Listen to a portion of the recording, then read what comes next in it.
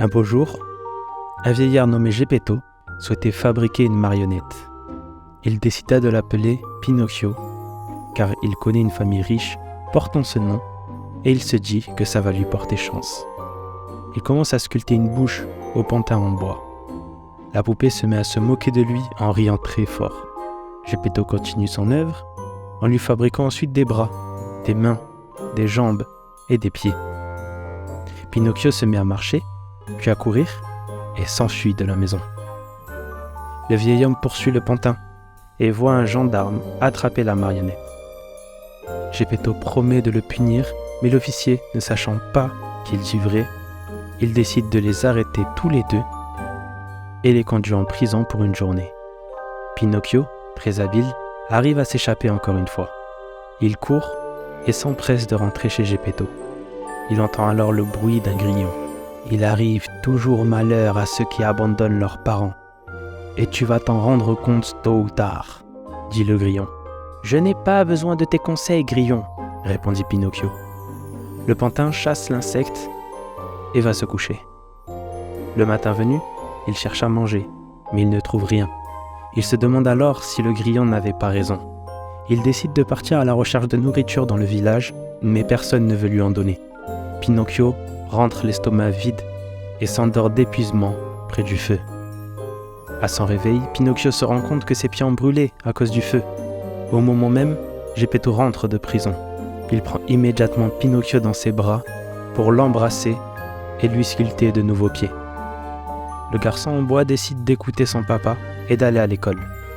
Mais sur le chemin, Pinocchio entend de la musique. Il s'approche et voit que c'est un théâtre de marionnettes. Encore une fois, il n'écoute pas son père et décide de vendre son livre pour assister au spectacle.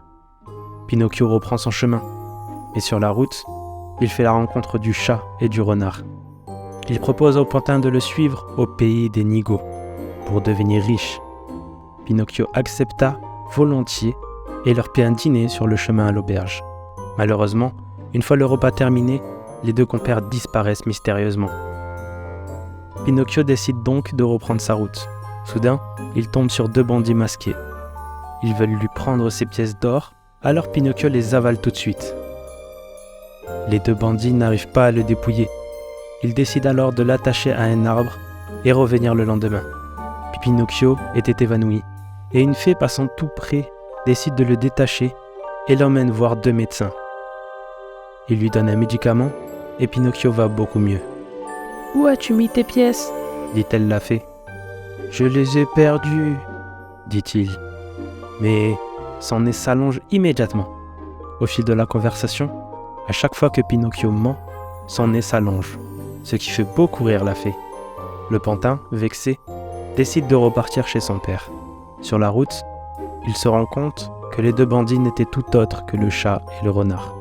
Fâché, il décide d'aller à la gendarmerie pour porter plainte. Mais au moment du jugement, le juge ne le croit pas et décide de le punir de 2 semaines de prison.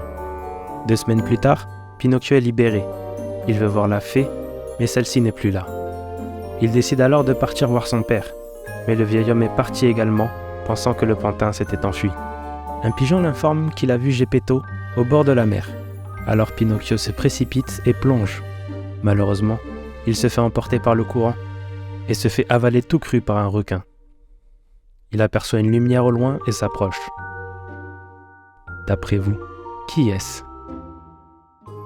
Pinocchio se rend compte que c'est Geppetto. Celui-ci est heureux de le revoir. Ils se racontent leur aventure et décident de sortir du ventre du requin. Ils attendent que le requin s'endorme et sortent sans faire de bruit pour rentrer à la maison. La vie reprend son cours et Pinocchio décida d'aller à l'école étudier. Un beau jour, il se réveille en petit garçon. La fée l'a transformé durant son sommeil car il est devenu quelqu'un de bon. Merci de nous avoir suivis et à bientôt.